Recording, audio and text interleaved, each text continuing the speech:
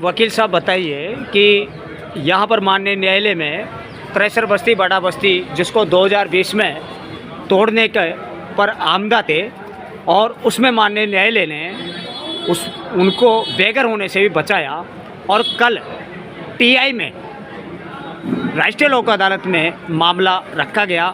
उसमें क्या होगा और क्या हुआ, पहली चीज़। दूसरी चीज़, जब उनके मकान टूटने से बच गए, उनके परिवार बेघर होने से बच गए, लेकिन वो न्यायालय में नहीं आते, इसको लेकर न्यायालय किस तरह का प्रसंज्ञान ले सकता है?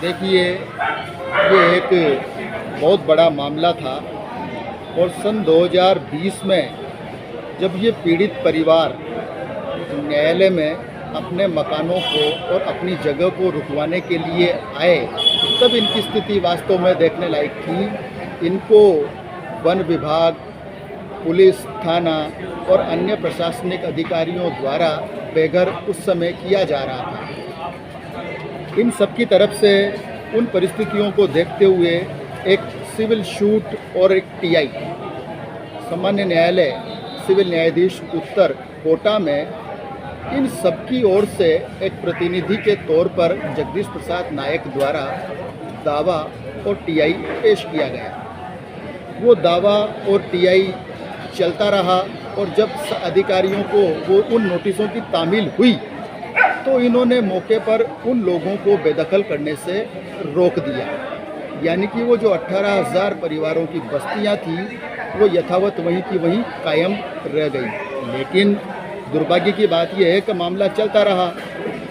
विपक्षी अधिकारियों के भी इसके अंदर जवाब दावे आए। मामला साक्ष्यवादी की स्टेज पर आया और साक्ष्यवादी की स्टेज पर आया तो जगदीश प्रसाद नायक द्वारा अपना मुख्य परीक्षण का शपथ पत्र माननीय न्यायालय में पेश किया और अपने बयान भी उन्होंने लेखबद्ध करवाए। लेकिन जब अन्य गवाहों के बारी, यानी कि जो परिवार वहाँ से बेघर होते, उनकी बारी न्यायालय में गवाह के रूप में उपस्थित होने की आई तो इन लोगों ने अपना हाथ इस मुकदमे से खींच लिया। कोई भी परिवार, पीड़ित परिवार इस मामले में अपनी गवाही देने, अपना यहाँ तक कि अपने मुख्य बयानों का शपथ पत्र पेश करने माननीय न्यायालय श्रीमान के समक्ष हाजिर नहीं हुआ। इसके बाद टीआई पर फैसला हो चुका था। टीआई का फैसला हो चुका था तो टीआई की हमने अपील की कि इन लोगों को बेघर न कर दिया जाए।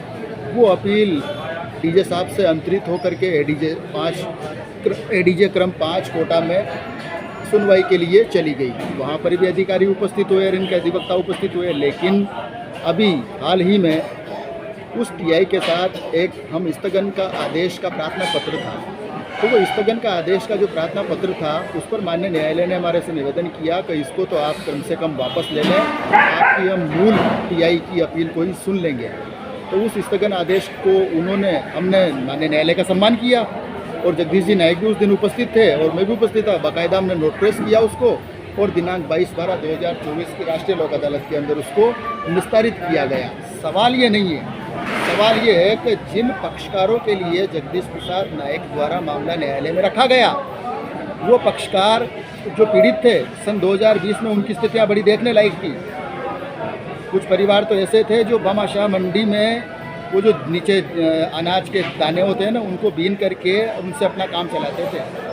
वो लोग और ये 18,000 बेघर लोग एक भी न्यायालय में नहीं आया। तो इसके लिए जगदीश जी प्रसाद नायक ने मुझसे एक बार कहा भी था कि वकील साहब, इनको न्यायालय में बुलाने के लिए आखिर किया जाए।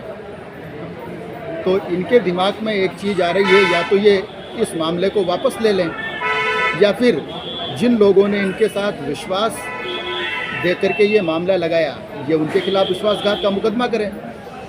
ये दो बातें आ रही है। तो इसके अंदर एक चीज़ सामने आती है कि अगर यदि जगदीश जी नायक इस मामले को वापस कोर्ट से ले लेते हैं, किस बिना पर कि ये लोग अपनी गवाही देने नहीं आ रहे हैं, तो कल जो भी परिणाम होगा, जो भी अंजाम होगा जिला वन अधिकारी द्वारा, फॉरेस्ट गार्डों द्वारा, संबंधित थाने द्वारा, संबंधित प्रशासनिक अधिकारियों द्वारा, उन सब की जिम्मेदारी फिर इन संबंधित पीड़ित पक्षकारों की रहेगी।